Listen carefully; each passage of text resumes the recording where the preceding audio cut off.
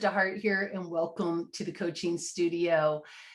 I am really excited to introduce my guest today, Jo Lanigan. She is an MCC with the International Coach Federation. She is also an international trainer and coach. Her passion is helping people to achieve optimum success within their careers and personal lives. She is highly dedicated to training professional coaches, leaders, and managers in order to create sustainable results for clients and organizations. Jo is actively involved in upholding the values and ethics of the International Coach Federation in order to maintain the professionalism and integrity of the coaching profession. She is the Director of Training for Australia and New Zealand with Coach Masters Academy, which is an international coach training academy practicing in 40 countries. Jo started off life as an actress in New York City, shifted into real estate, and along the way, she met a gorgeous Kiwi, fell in love with his accent, and moved to New Zealand, where she's happily been living since 1987 with her husband. She now has a sweet dog, Annie, the Chihuahua who thinks she's a golden retriever, surrounded by her children and grandchildren. Jo, welcome to the coaching studio. Thank you, Lyssa. I'm so happy to be here. Really looking forward to spending time with you. Well, I am very much excited to hear about this journey that you've been on in your own life. I mean, there's a transition from acting to real estate, a huge transition in your life to New Zealand, and then navigating your way into coaching. What are the sort of how did you do that? I guess that's the bottom line question. Well, I started out acting at a young age. I worked in New York City. I worked around the country. But as many people will know, with actors and actresses in New York, a lot of them become waitresses. And I just needed to redirect my life so that I could make some money. So I got into real estate, and I never thought that I could do anything or would love anything other than acting. So I went into real estate and I loved it. I was in real estate when in New York when interest rates were 18%. And I didn't know what an interest rate was, so I was selling everything. Anyway, I met my husband, and he was the loveliest man. And back in the 80s, it was very much a feminist era, and my husband was just so, I don't know, just so loving and kind and caring, and I fell in love with him. And so we had our first child in New York City, and then we moved out of New York City, and I just did not like living in the suburbs. And I said, if we're going to move out of New York City, we might as well move to New Zealand. So, and that's obviously where he's from. So we moved to New Zealand and had another child there. And then we're here because that's where I am now. Yes. And brought up the kids for a while, then got back into real estate for 11 years with a very high quality company here in New Zealand. And so this is kind of leading in how I got into coaching. So one day we had our monthly meeting in real estate where all the offices came together, and we had this speaker come in, and she was this beautiful coach who was in her 30s. And my daughter at the time was, I think she was probably 20. And I looked at this woman who was a coach, and I thought, I could so see Sarah, our daughter, being a coach. So she was at university at the time, studying marketing. And I think it was marketing. Anyway, I went home and I said, Sarah, you would be such a great coach. Why don't you look into this? Anyway, she did. And she used to come home and practice on us. And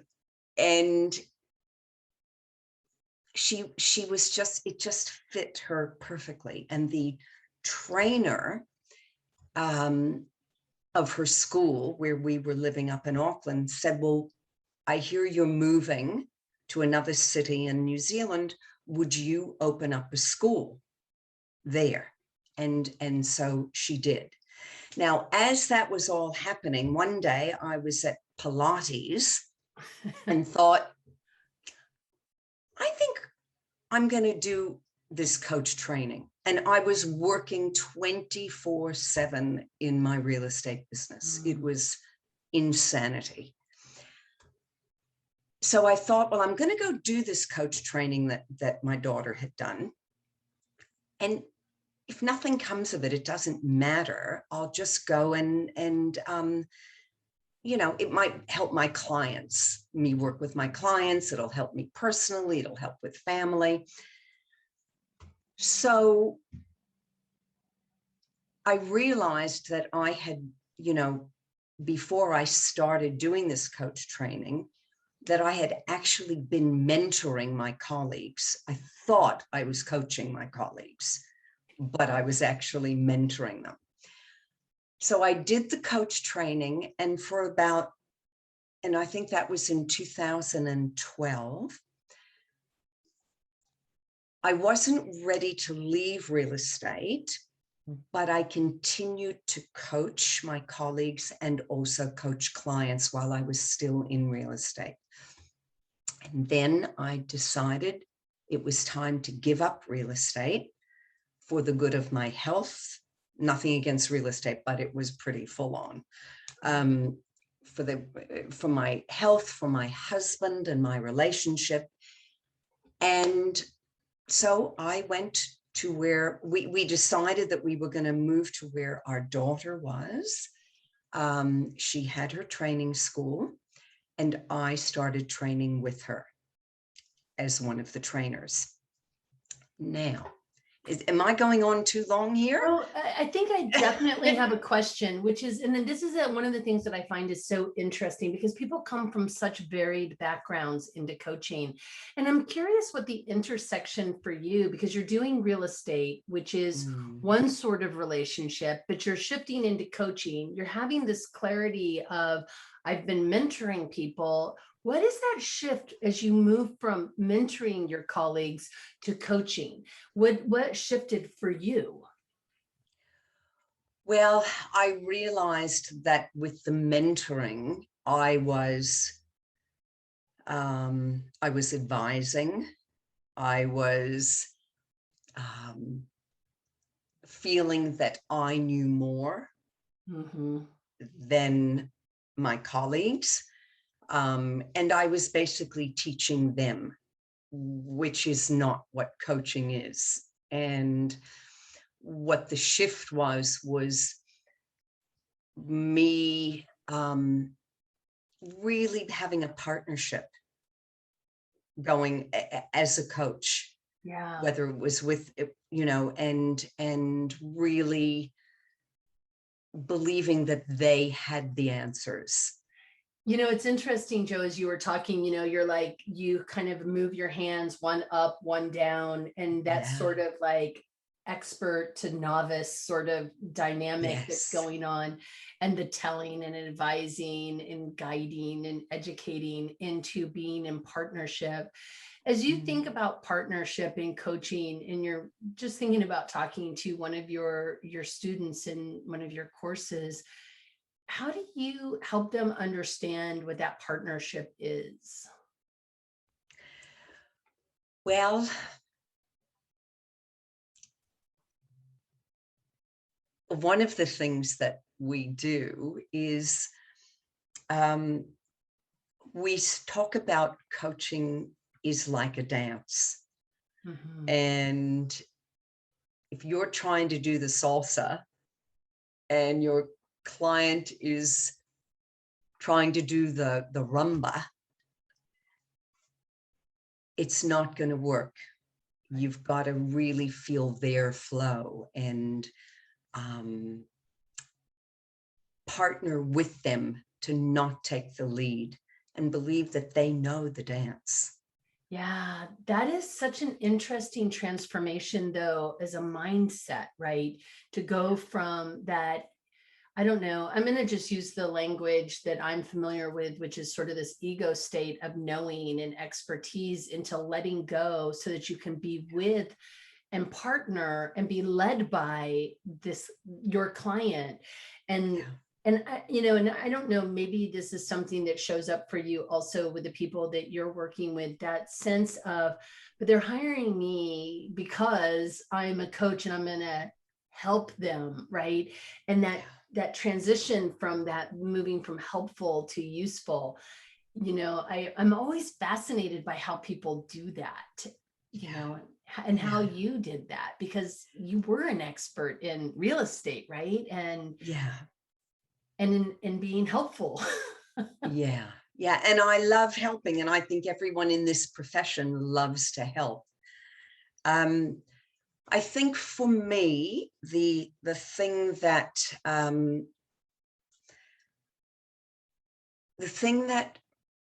I have had to let go of is being in control. And I love being, or loved being, in control. And I think the way that I've done that is by slowing down, by pausing a lot and trusting in myself, that if I give myself time, that I actually know the answers in terms of the questioning.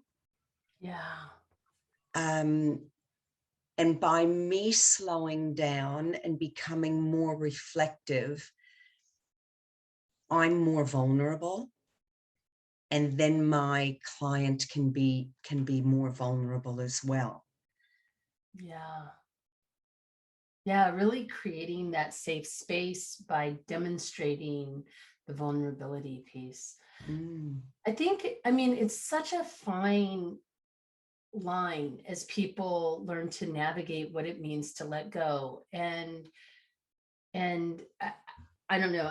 What my experience for my own self and my own growth as an MCC, this letting go, it really resonates for me, because I think for myself, that was really the biggest part of the journey, was the letting go piece, the letting go of what I knew, the letting go of needing to share all my expertise, everything that I knew, and in honor of really being led by the client, holding the container. Like, I get to be the expert of the curiosity because I get to see it from outside in, right? But really letting go of the need to direct people, and to your earlier word, advise people. What do you think is something that, like, new coaches really need to understand about coaching, or maybe even the general public needs to understand about coaching, that's maybe still a misconception? And I'm not sure whether this will feed into what you're asking, but something that came to my mind when just talking now about letting go and giving up that control is courage. I think the biggest thing as a coach is to have that courage to not know where the conversation is going to go.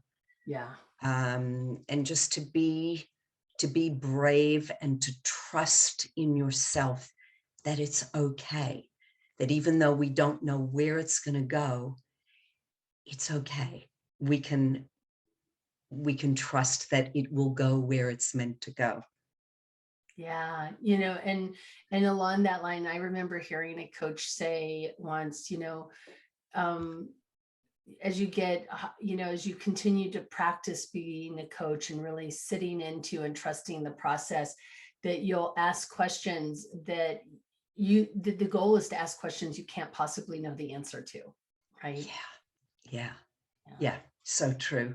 And also, I think, again, getting back to the pause, trusting that that right question will come, and just trusting that it is there. I heard an MCC say one time, questions are like fish that are popping up out of the water, and if it's the wrong fish, well, it's okay. There's more fish that are going to come. I love that metaphor, because we've all Yeah. seen those little jumping fish, right? And Yeah. and I think it also speaks to, and I mean, maybe this is something you can also share your perspective on, is that I think we get into a performance mode sometimes as in early in our coaching, where we want to do it right. And so we end up thinking too hard about the question versus really being present and actively listening to the client so that we can just leverage the brilliance that comes out of their mouth often. Yes. Yes. Yeah. Um, and again, I think it goes back to that trust within. I'll just give an example of, I was mentoring someone yesterday, and she started out having to, such a perfectionist. Everything had to be right. And just the growth that I've seen in her in letting go and not having to be perfect and not have the perfect performance. It's just so beautiful to see when newer coaches can say, hey, it's okay. I don't have to be perfect, but just to be so present with their client that they create this bubble, and they forget about the next question, that they're just so present with them. And as you said, just hearing the magnificence of what comes from the client. Yeah. I think that's such a crucial piece of the coaching arc of development, is that we let go of the performance in lieu of being really present and available, fully available to listening to what's being said. Yeah. Mm. So now I'm going to ask you about, what is a misconception that you think many coaches have, or that the public even has, about coaching? Well, I think, people come to coaches wanting the answers, wanting the coach to fix the problem or come up with the solution. And that's not what it's about. We really, I think one of the things that is said within the ICF is that we believe that our clients are whole and creative and resourceful, and they can come up with their own strategies and their own solutions if we as the coach get out of the way. Yeah. Yeah. And that we're not here to fix it or to solve it. And that takes courage, and that takes discipline on the part of the coach, and it takes trust on the part of the client. Yeah. And courage also, I would use your word. Absolutely. Yeah. But Yeah. it's really, it's transformative in the sense that nobody can tell you what you need to do in these life choices, right? Like, I mean, Yeah. and if somebody does and it doesn't work out, the agency of you as an individual is lost, because it's like, well, Joe made me do it, versus I chose this consciously. I didn't know it was going to have a good outcome or a bad outcome, but I was willing to take a risk for myself based on all this information. And the ownership that comes from that is really profound. Yeah. And I think, sorry, you go on. No, really, you go. Well, I was just going to say that I think, you know, if I look at myself and if somebody tells me what to do, in my mind, I'm saying, don't tell me what to do. I'm going to go do the opposite. Or if I was another type of personality, as you said, well, you know, well, Lyssa told me to do it, you know, told me to do it. So, hey, I'm not taking any responsibility. Yeah. So yeah, it's interesting if we can look at ourselves to see how we respond or react, then we can understand how important it is not to do it. Exactly. And I mean, and I think it really speaks, you know, I know there's often a conversation around, do people really need to have training in order to be a coach? And I have a sense of what I'm making an assumption here. So please correct me if I'm wrong, but I have a sense that of where you may be coming from on that. But I know for myself, I couldn't have become a really useful coach if I hadn't gotten training on how to shift the way that I was listening, shift the way that I was asking questions, the type of inquiry that I was inviting the client towards. So, I mean, I know you work at a coaching school. And so I'm just curious, when you hear people say, I don't really need to get coach training. I was born this way. What is your sort of response to that? Well, I can tell you what our students say after they've done the training. Oh, and that'd be great. we have people who have been coaches for 15 years. And after they finish the training, they say, oh my gosh, I wasn't coaching. I didn't realize. So it's so important to have the training, because what we think of as coaching is generally not coaching.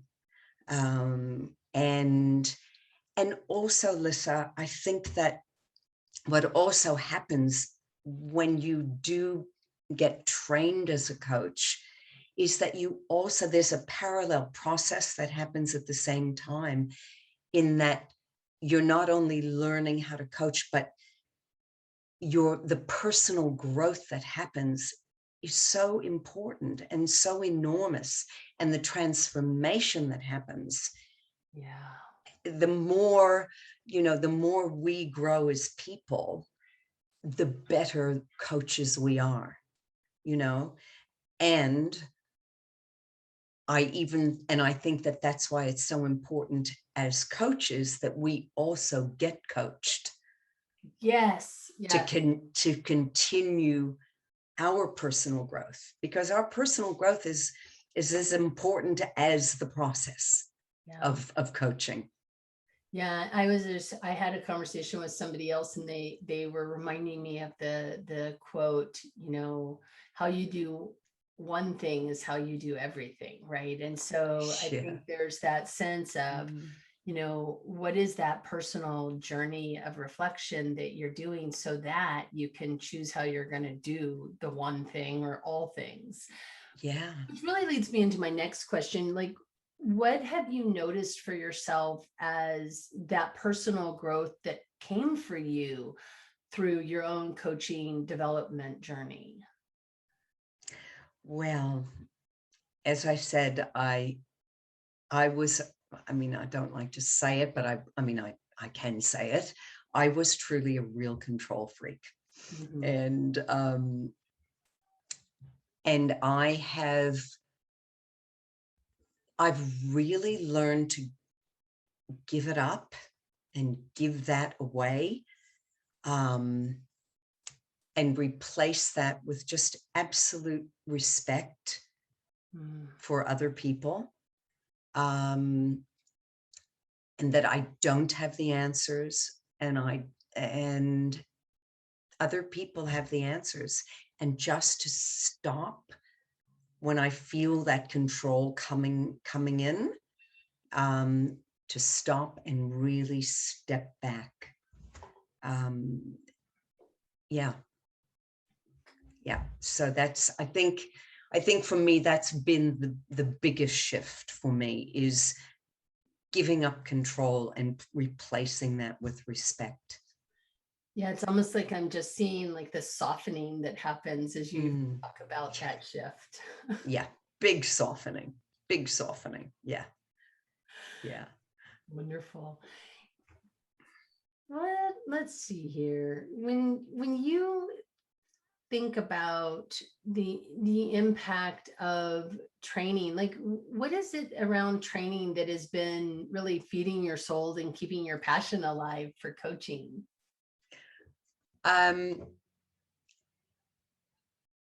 Well, I mean, from a personal point of view, it's a little bit, there's a little bit of performance in there, and so it feeds my acting part. You know, I say to my colleagues, oh, I'm just kind of there for the light entertainment. Not really, but but how can you ask me the question again? Well, I'm just curious because I think, so here's an assumption that I'm making based on my own experience, but I think that training people to be coaches really keeps us in the thick of the coaching and the sort of the best practices of coaching. And I'm just curious for you what your experience is as you are in that space of really sharing with people a new way of being, what that does for you, and how it keeps your passion in coaching. And I know you had talked about for sustainable changes and optimal success, you know. Yeah, I think, you know, it's sort of like when we coach our clients, we see just a transformation and it to me, it just touches my heart. And I see that with our students, you know, that the growth that goes on with them, from how they coach to who they are, it really touches my heart. I even get a little teary. Yeah. So I'm not sure if that answers the question. I think it does. I mean, you can, with the emotion that shows up, it really speaks to just, you know, the genuine appreciation of watching somebody else come into their own being. Yeah. Yeah. Yeah. And, you know, I remember somebody who's just started our training. He was saying that one of his colleagues had just done the training, you know, and he said the transformation that he'd seen in him in the last 6 months, he said that's what made him want to do the training. You know, just, yeah. So it's really that transformation. And I think the ripple effect that it causes for people to be able to go out and, you know, we talk about changing lives one conversation at a time. Yeah, and I really do agree with the ripple effect. I mean, I think, you know, it's interesting. I was in a conversation earlier today, and was around really cultivating trust and safety, and that the need that people have to really be heard. And I think sometimes coaches confuse themselves with Google. Like, if I could just Google it, then, you know, right? Like, you're not Google. You don't need to be the expert on everything. You don't need to be the instant resource. You don't need to be there to help somebody organize their schedule. Like, there's a ton of apps for that. But what's getting in the way of somebody looking up the app or applying a technique or strategy in their own life? Like, that's the far more important question. And it's a question Google can't answer for them. And so I really love hearing those transformational experiences where people are experiencing you differently because you're not showing up, you know, to kind of to the earlier statement of the control freak, right? There's a hard edge to a control freak. right? There's a rightness and a wrongness. It needs to be done certain ways. I know the way, to a softening and letting go. And there's a million different ways to be with whatever the with is. And God, what would shift in the world if more people, whether they wanted to be coaches or not, really invited that experience into their lives? Yeah. And I think, you know, even as an MCC, it's a constant journey within my own personal life to continue to be, you know, I mean, when do we become the best version of ourselves? You know, I don't think we ever do. It's just a journey. It's a journey. Yeah. Yeah. I definitely think that capacity to laugh, though, in that moment is a great example. Exactly. Not taking ourselves too seriously, not taking MCC too seriously, but rather just really being present to our own journey and to be willing to be with others on theirs. Yeah. This has been delightful. What are you up to lately? What would you like to share with the audience about what you're up to? Up to in terms of coaching in the world? Coaching, yeah. Well, we are very busy with our training and just loving it. We've just got a new training that's just started online. And COVID has changed a lot. You know, everything used to be face to face. In New Zealand, we've kind of we've got it under control. So we can do face-to-face trainings. We don't have to wear masks. But we also, have had to really pivot to online. So we have a training now that's got 45 people from 11 different countries. And the beauty of that is people learning so much from each other, from different cultures, and the inclusion, and it is, people are loving that. They are loving that. So, and then I'm doing a lot of mentoring for people towards their ACC and their PCC. I've obviously got my wonderful coaching clients that I absolutely love to see the growth and the transformation in them. And I have a wonderful marriage. We're having the 39th anniversary of our first date. Wow, congratulations. That was in New York.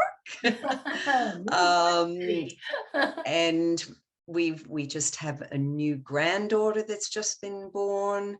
So our kids live, either one lives 20 minutes away and the other lives almost 3 hours away. So we just get lots of family time. I love exercise. Just having a lot of fun. Yeah, that's so wonderful. Well, I'll definitely be putting a link in the information below the podcast, so people can go and see the school. And Jo, thank you so much for your time today. I've really enjoyed Lyssa, getting to know you a bit better. Thank you so much. And thanks for your time and for asking me along. Thank you.